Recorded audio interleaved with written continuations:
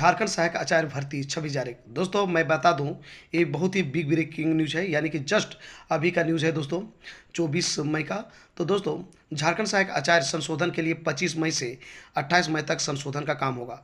कहने का मतलब ये है दोस्तों, यदि आप कक्षा 6 to 8 के लिए फॉर्म भर चुके हैं झारखंड सहायक आचार्य का, तो आपको जैसे पता है 17 मई से लेकर 23 मई तक मौका दिया था कि चौथा पेपर के रूप में आप सब्जेक्ट का चयन कर सकते हैं। तो जो कैंडिडेट्स अभी तक चयन नहीं किए हैं उसको फिर से आयोग मौका दी है, जो कि आयोग के लिए एक अच्छी खबर कर सकते हैं। आयोग ने एक अच्छा कोशिश किया है वैसे लोगों को जो अभी तक चयन नहीं कर पाए हैं। तो दोस्तों वैसे कैंडिडेट 25 मई से लेकर 28 मई तक सब्जेक्ट का चयन कर सकते हैं दोस्तों। साथ ही साथ यहाँ पर ये भी राहत दी गई है कि यदि किसी प्रकार से गलत किए हैं तो वो भी यहाँ पे थोड़ा सा सुधार सकते हैं, जो कि चौथा पेपर के रूप में वो चयन करना चाहते हैं। तो दोस्तों चलते हैं आज का नोटिस की तरफ, जो कि झारखंड कर्मचारी चयन आयोग ने अभी अभी जारी किया है।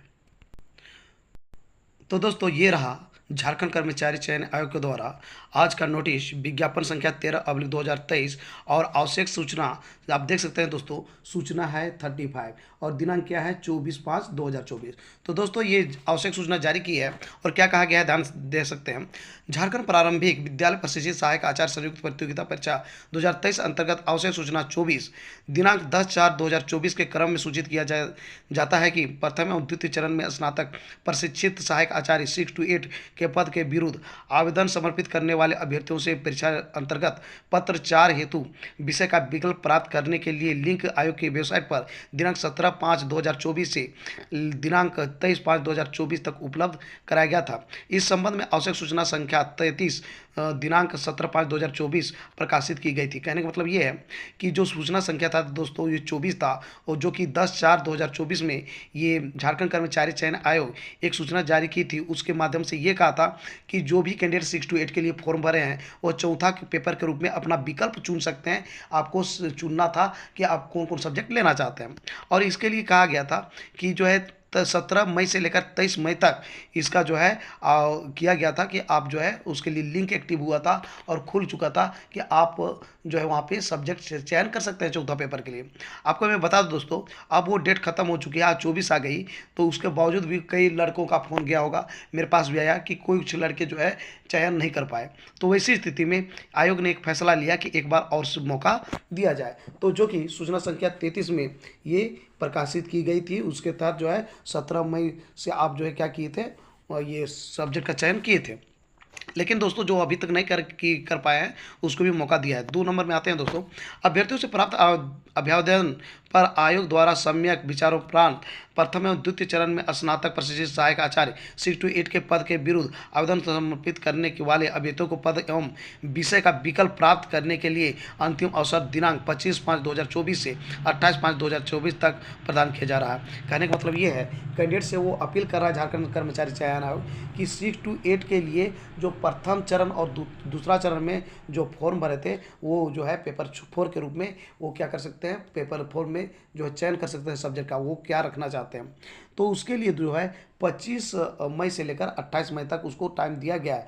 दोस्तों आपको मैं बता दूं कि बहुत सारे ऐसे कैंडिडेट हैं जो कि अक्सर मतलब मैसेज करते हैं और कहते हैं कि सर मेरा जो है वर्क नहीं कर रहा है, मेरे लिए लिंक खुल नहीं रहा है। तो बता दूं उसके लिए लिंक नहीं खुल रहा है जो ऑलरेडी जो है तीसरा जो चरण था उसमें फॉर्म भर चुके हैं। ये तीसरा चरण में जो फॉर्म भर चुके हैं उसके लिए ये लिंक नहीं है दोस्तों।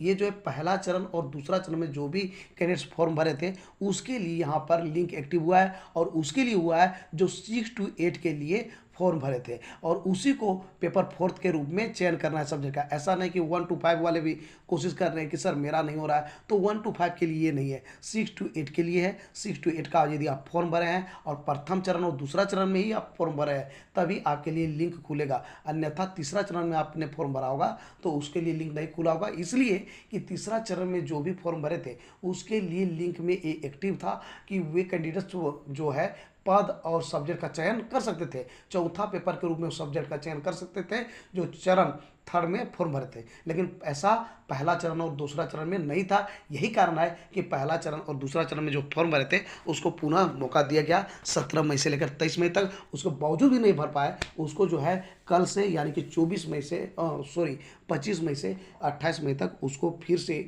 लिंक खुलने जा रहा है और उस पर जो है संशोधन कर सकते हैं या फिर चौथा पेपर के रूप में वो चयन कर सकते हैं। दोस्तों अब आते हैं थर्ड नंबर।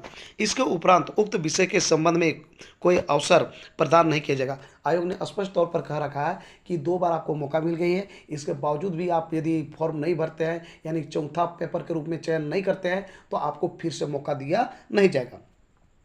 दिनांक 17/5/2024 से 23/5/2024 तक विकल्प भरने वाले अभ्यर्थियों द्वारा यदि पुनः विकल्प में परिवर्तित किया जाता है तो अद्यतन विकल्प के आधार पर अग्रतर कार्रवाई की जाएगी।